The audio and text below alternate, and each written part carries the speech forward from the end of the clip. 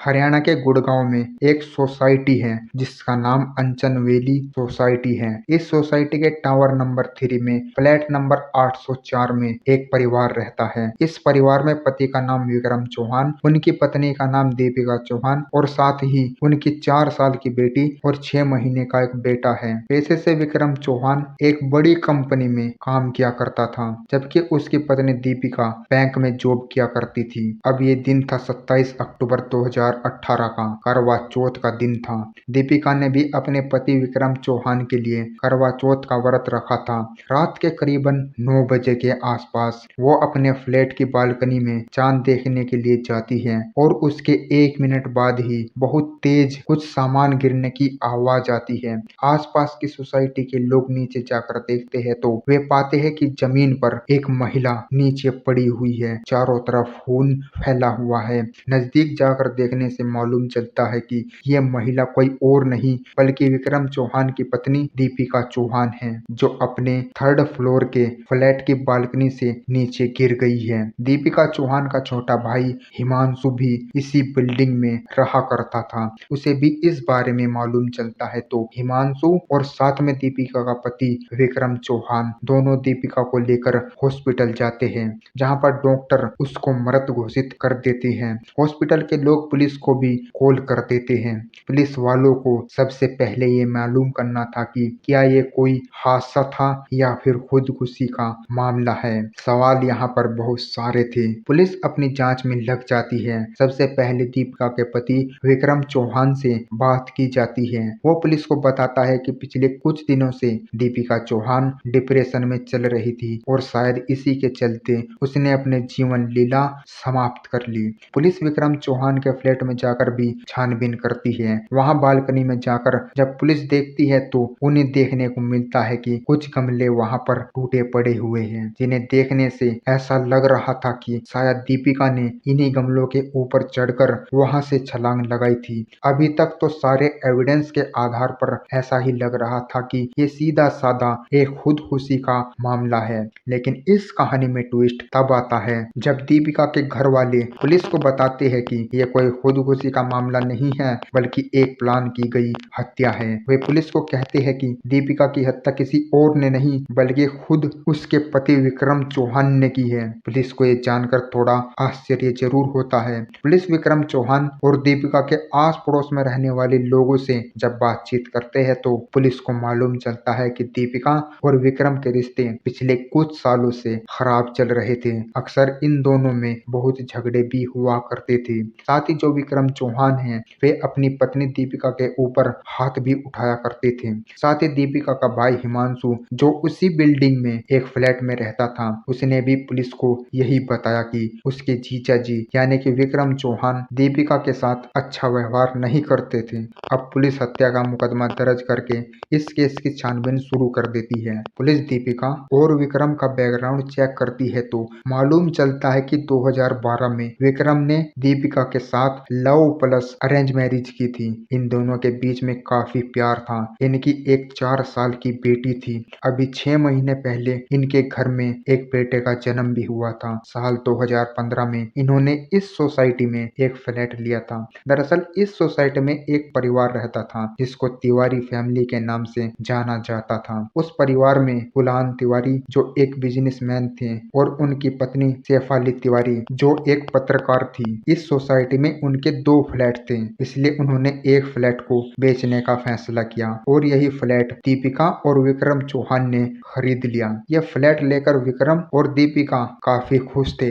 उनका परिवार भी पूरा हो चुका था, खुद का घर भी उनके पास आ गया था। तो उसके बाद ऐसी क्या वजह रही होगी जो विक्रम दीपिका के ऊपर हाथ उठाता था। जब पुलिस इसकी छानबीन पड़ोसियों से करती है तो पड़ोस में रहने वाली एक महिला पुलिस को कुछ ऐसा बताती है जिससे इस केस की पूरी डायरेक्शन ही चेंज हो जाती है। दरअसल 27 अक्टूबर 2018 की रात करीबन 9 बजे जब दीपिका अपनी बालकनी में चांद देखने के लिए गई थी, तब उसके सामने फ्लैट में रहने वाली लीना भी अपने पति के साथ बालकनी में ही खड़ी थी। वो भी चांद निकलने का इंतजार कर रही थी और उसी वक्त वो देखती है कि दीपिका के पीछे उसका पति और उसके पति का भाई अमित दोनों बालकनी में आते हैं। वे दीपिका के साथ झगड़ा करते हैं और कुछ देर बाद ये लीना नाम की महिला देखती है कि अमित और विक्रम मिलकर जबरदस्ती दीपिका को बालकनी से नीचे फेंक देते हैं। अब लीना नाम की इस महिला के बयान के अनुसार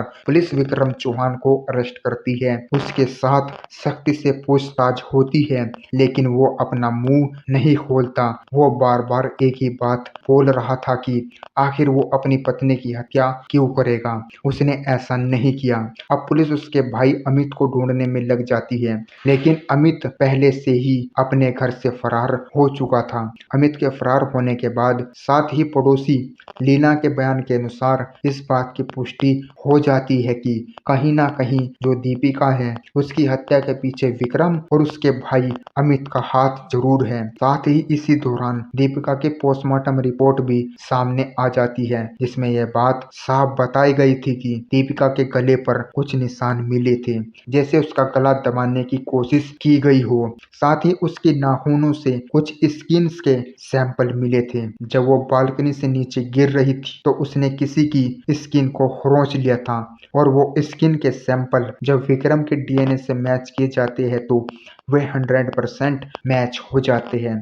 यानी कि इस बात से यह पुष्टि हो गई थी कि मरते वक्त या फिर बिल्डिंग से गिरते वक्त दीपिका ने विक्रम के हाथों को या फिर उसके शरीर को पकड़ा हुआ था, जिससे यह भी पुष्टि हो गई थी कि जब वो बालकनी से गिरी उस वक्त विक्रम उसके साथ मौजूद था। कहीं ना कहीं यह केस वैसे पूरी तरीके से साफ हो गया था, लेकिन अभी भी इस केस में अंदर ही बहुत सारी ऐसी बातें हैं जो बाहर आना बाकी थी, और ये बातें जब बाहर आई तो पुलिस के साथ साथ दीपिका के घर वाले भी हैरान रह गए।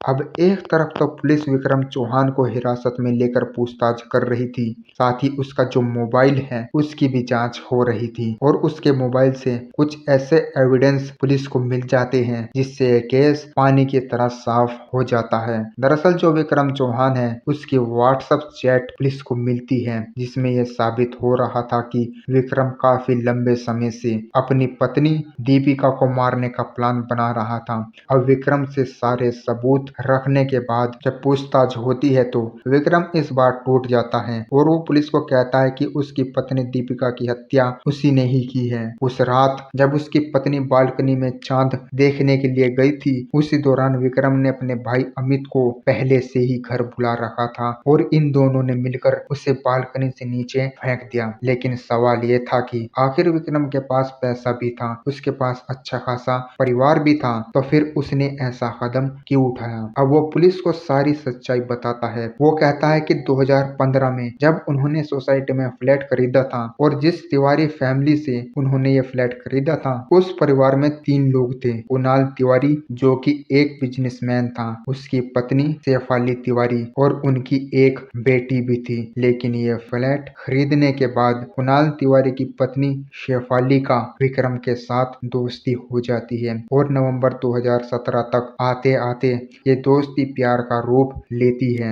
यानी कि विक्रम चौहान शेफाली तिवारी के साथ एक्स्ट्रा मैरिटल अफेयर में था और देखते ही देखते विक्रम और शेफाली का प्यार परवान चढ़ जाता है। आसपास के लोगों को भी इस बारे में मालूम चल गया था। 2018 में विक्रम एक बिजनेस ट्रिप बताकर 5 दिन के लिए शेफाली को लद्दाख घुमाने के लिए लेकर गया था और वहीं पर इन्होंने डिसाइड किया था कि विक्रम अपनी पत्नी दीपिका से और शेफाली अपने पति कुणाल से डिवोर्स लेगी और ये दोनों शादी कर लेंगे। 5 दिनों तक ये लद्दाख में घूमे। इनके बीच जो रिश्ते हैं वो और भी गहरे हो गए थे। वहां से वापस आने के बाद शेफाली ने अपने पति से बात की। कुणाल ने कहा कि मुझे तो इस बारे में पहले से ही मालूम था और वह शेफाली को डिवोर्स देने के लिए तैयार हो जाता है। उसके बाद विक्रम चौहान भी अपनी पत्नी दीपिका से बात करता है कि वो अब तलाक चाहता है क्योंकि वो शेफाली से प्यार करता है, लेकिन दीपिका उसे डिवोर्स देने से मना कर देती है क्योंकि दीपिका कहती है कि